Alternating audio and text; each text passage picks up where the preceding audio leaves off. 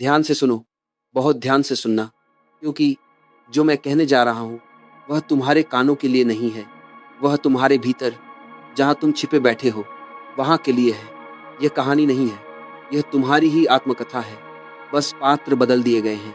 एक घर था, कोई बहुत बड़ा नहीं, कोई बहुत छोटा नहीं, ठीक वैसा ही जैसा तुम्हारा घर। उस घर में एक माँ रहती थी और उसकी एक बेटी। दिन में अद्भुत प्रेम माँ बेटी के लिए जीती थी। बेटी माँ के चरणों में झुकती थी। संस्कार, मर्यादा, त्याग, सब कुछ था। लेकिन रात में आदमी सच्चा हो जाता है। दोनों को नींद में चलने की आदत थी, पर यह केवल बीमारी नहीं थी, यह प्रकृति की एक चाल थी, ताकि सच कभी कभी बाहर आ सके। उस रात लगभग 3 बजे माँ उठी। नींद में आंखें खुली थीं, लेकिन चेतना भीतर थी। वह घर के पीछे बगिया में पहुंची। थोड़ी देर बाद बेटी भी उठी, नींद में, और वह भी उसी बगिया में पहुंच गई।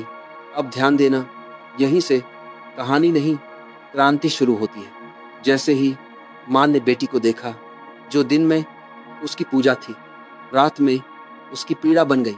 वह चीख पड़ी, चांडाल, तूने मेरी जवानी छीन ली। तेरे पैदा होते ही मेरा जीवन ढलान पर उतर गया। तू न होती तो मैं आज भी जवान होती। सुन रहे हो? यह कोई गाली नहीं थी, यह स्वीकारोक्ति थी, वर्षों से दबी हुई। अब बेटी, जो दिन में माँ के चरण छूती है, वह भी फट पड़ी। दुष्ट, तेरे कारण मेरा जीवन एक कारागार बन गया। मेरी हर उड़ान के सामने तू दीवार बनकर खड़ी रही। तू मेरी जंजीर है। दोनों रो नहीं रही थी, वे मुक्त हो रही थी।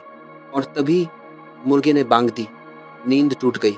अचानक माँ बोली, अरे बेटी, इतनी सुबह क्यों उठ गई? ठंड लग जाएगी। बेटी माँ के पैरों में गिर पड़ी। माँ, आपकी तबीयत ठीक नहीं रहती, इतनी जल्दी नहीं उठना चाहिए। वाह, रात चली गई, दिन लौट आया, सच दब गया, संस्कार जीत गए। अब मैं तुमसे पूछता हूँ, कौन सा सच है, जो नींद में बोला गया या जो जाग कर बोला गया? सुनो, नींद में आदमी झूठ नहीं बोल सकता, क्योंकि झूठ के लिए समाज चाहिए, डर चाहिए, छवि चाहिए। नींद में तुम सिर्फ तुम होते हो। इसलिए मैं कहता हूँ, सपने तुम्हारी असली जीवनी है। दिन में तुम हंसते हो, क्योंकि रोना कमजोर समझा जाता है। दिन में तुम प्रेम दिखाते हो, क्योंकि घृणा स्वीकार्य नहीं।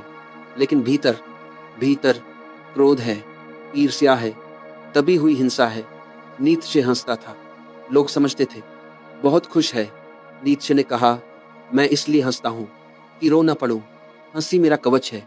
लेकिन बुद्ध नहीं हंसे, महावीर नहीं हंसे, यीशु नहीं हंसे। क्यों? क्योंकि छिपाने को कुछ नहीं था। जिसके भीतर दुर्गंध हो, वह इत्र लगाता है। जिसके भीतर दुख हो, वह मुस्कान सीखता है। सबसे बड़ा धोखा क्या है? दूसरों को धोखा देना? नहीं, खुद को धोखा देना। हम दूसरों की आंखों में अपनी जो छवि देखते हैं,